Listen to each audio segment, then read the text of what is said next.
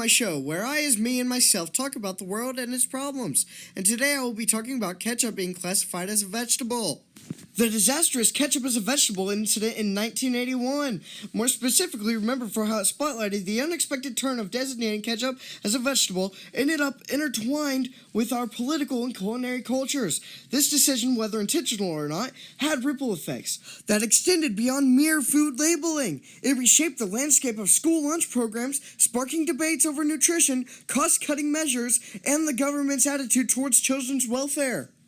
Within the backdrop of the Reagan administration's overachieving goal to curtail spending by $1.5 billion on children's nutrition, reclassifying ketchup as a vegetable seemed a practical solution.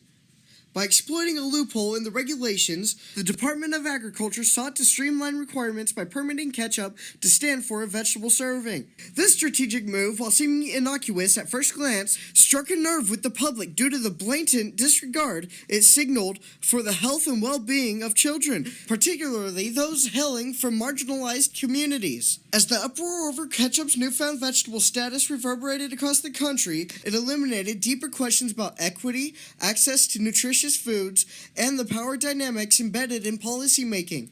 By shifting the focus onto ketchup, a condiment made with sugar and salt, the administration inadvertently brought to light systemic issues with the children's nutrition landscape.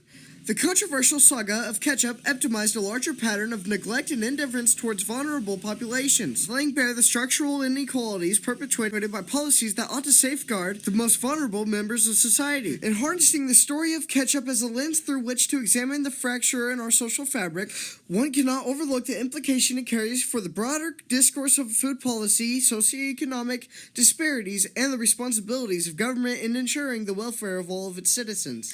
The legacy of ketchup controversy transcends in culinary origins, serving as a cautionary tale on how seemingly innocuous decisions can have far-reaching implications when viewed through a critical lens. The pushback against ketchup's vegetable reclassification signified more than a mere debate over semantics. It embodied a larger struggle for social justice and equitable governance in a world where access to basic necessities like nutritious meals remains a battleground for those on the margins of society.